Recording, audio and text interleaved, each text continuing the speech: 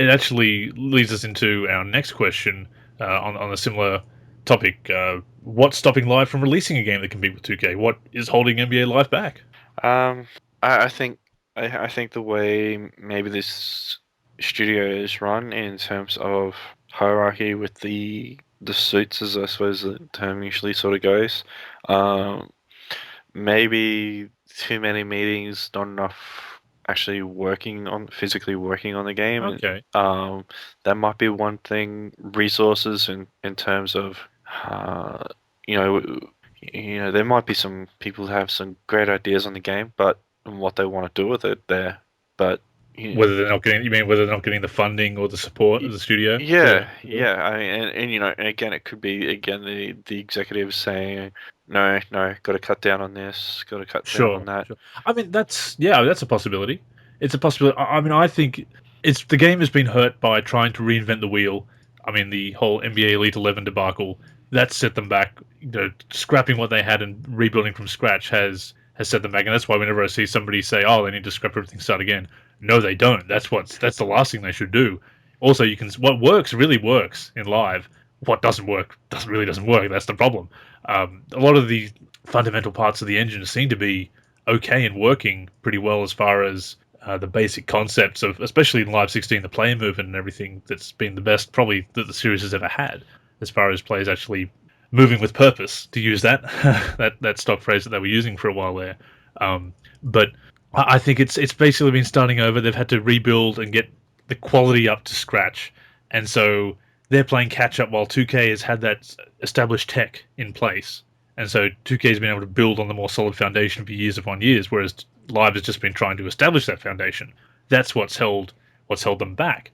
And you look at they've made some really great improvements from Live 14 to Live 16, but in that time, 2K has had the more solid game. They've been able to put a lot more stuff into getting my GM in there and my league and my career, even though you and I have not particularly enjoyed some of the storyline aspects of it.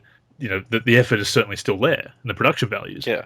So it's Live has been it's hard to compete when you're constantly trying to catch up or get to a level where you've got this solid product. And Live 16 in many respects is pretty solid as far as what's established. What they needs more polish, basically.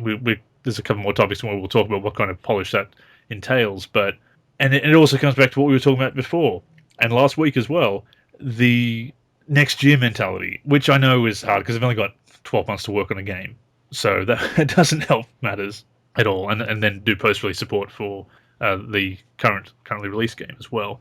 It doesn't leave them with the time and the resources to do everything they want to do within one production cycle. But the fact that they are at that disadvantage from the start of having to get back to a solid foundation, and then it's harder to catch up because 2K's had that solid foundation to build on, which makes it much easier. Yeah. I mean, easier. I mean, people say that developers can easily do this and that, or you don't just type into a computer. Player will play realistically. My GM will work realistically. Yeah. Don't type it into a notepad, save it as a game file, and then suddenly it works. It's a lot of coding, a lot of stuff. But if it was that easy to make the perfect basketball game, we'd have a perfect basketball game by now, basically. That's for sure. From EA or 2K, if it was that easy. But no, I think the only thing that's stopping Live is false starts. Basically, false starts have set them back, which has been unfortunate, and that's why I don't think they need to scrap it and start again. I just think they need to put as much effort as they can to work with what they've got, build on what they've got now. Yeah, and hopefully the results will show. But yeah, like with the, I guess it may be social stigma that that EA with their rep and that Live is sort of like a passive aggressive joke in terms of how people respond to it. You've still got people on the Facebook page, the official NBA Live Facebook page. Some of those drop and say, "Oh, hey, who do you think is going to win this week?" And someone says, "Oh, NBA 2K." And it might have been kind of a funny swipe the first 10 times, maybe. And now it's kind of like, well, yeah, joke's old, fella. It's yes, 2K is what it is. So enjoy 2K. Why are you here to make trouble? It's I don't get that mentality, no matter what the subject is online. I'm not a fan of trolling. Maybe it's my years of being an admin in the forum. I'm allergic to jerks online. Bad reaction. But not saying that people can't do it, not getting on freedom of speech, but freedom of speech doesn't mean that you can't. What you say cannot be criticized. So, Yeah, it's like you say, it's become a punchline because of the shortcomings. So they're fighting against that as well. Yeah. If people are not having the awareness, people's. And I talked to Corey and Mark about this on the post game podcast when I did the show with them last year. And it's kind of like, but people would say, oh, you've got a Nintendo to refer to any game console in the '90s, or now you've got a PlayStation or an Xbox. People using, they know the term of one particular popular brand. Or you're using a Band-Aid because Band-Aid's the popular adhesive plaster. Yeah. For example, genericized trademark almost. So people talk about NBA Live. Oh, you mean NBA 2K? No, NBA Live, the EA one. So there's kind of that awareness that isn't there, especially when you look at the difference in sales numbers. Exactly. Yeah, I suppose just they seem to own the market in terms of it with what they've done, and I mean they deserve it in a lot of ways, but Live had that sort of thing back in the '90s in terms of before the ball was dropped, I suppose you could say. So yeah, it's still a lot of work from me to regain it. I mean, how are they going to regain that consumer's trust and that, and put out a good game? I mean, if you got to follow up on if you follow up on the hype, yep. and deliver a product, people will say, oh, hey, the people who are getting a bit sick of 2K and not happy with everything they're doing might say, well, I want an alternative. What's Live doing? And maybe in the last few years they're saying, well, it's interesting, but not quite the level I want. If it's starting to get that level that they want, I should say, they'll say, okay, well, now I'll give Live a chance. I mean, there's still people downloading the demo. Even the people who are speaking negatively are still checking out the Live previews. So if Live does impress, then a few of those people might be swayed. Some people you'll never get, but, well, you're never going to get them. So you basically have to get the audience that are actually going to be interested. But to do that, you need to deliver. And that's, as we said last week, there can be no next year or anything like that. Yeah.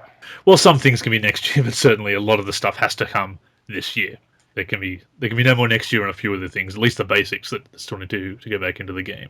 But just to wrap up the competition question, do you think perhaps for now, Live should not be trying to compete per se with 2K?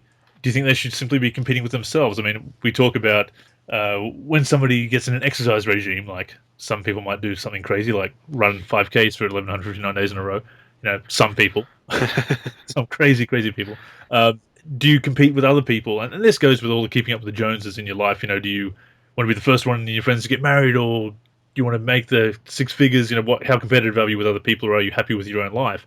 Obviously, Live does need to compete with 2K to a certain extent, but at some point, should they simply be trying to top what they've done rather than be looking at what 2K is? Is it about competing with 2K, or is it about simply making Live the best it can be? And then sort of letting it speak for itself as far as any competition is concerned. To be honest, I'd say these last 3 years have been about them competing with themselves. Mm-hmm. Like, to get a game that actually releases, to actually get build that foundation enough where they're solid in that. So I think these last 3 years have been just trying to compete with themselves. I think now it's now it is about competing with 2K. Yeah. Okay. Because if they that's a fair point. Yeah. Yeah, and I think I really think if we'll say I know they're sort of rebuilding, and especially when they moved the team from 2012 and 13 and that, so they didn't quite have a full solid team yet. Life 13 got cancelled, didn't it? That's right. Yeah, Life 13. That was before Sean O'Brien came back, actually. Yeah, I think they wasted a lot of opportunity. Like from things that we heard, they spent a lot of time. Looking when they at decided Elite to skip 11. 12. Yeah. When they cancelled Elite 11, decided to skip 12, and then tried to make the comeback with 13. Yeah. And, I mean, we all thought that those years were going to be spent, rebooting the franchise. Yeah. That seemed like a wasted opportunity in there, and then hearing things that the development team spent a lot of time, like even months, looking at Elite 11, and playing in that and sort of seeing what the other team had done and all that stuff. That seemed like wasted time, where they should have just started really just building something, work on that engine that they were hopefully going to achieve. I mean, so yeah, I just think, or even start really planning on the game modes and stuff like that, then they wouldn't be so far ahead. Really, yeah, it just seemed like a wasted opportunity to really have that extra time, just because working in a year to release something is so difficult, and then the game fails to launch, and that.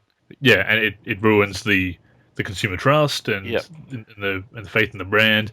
And yeah, I agree. It comes back to what I said before. It's the false starts that have set the game back, and it has stopped it from competing, sadly.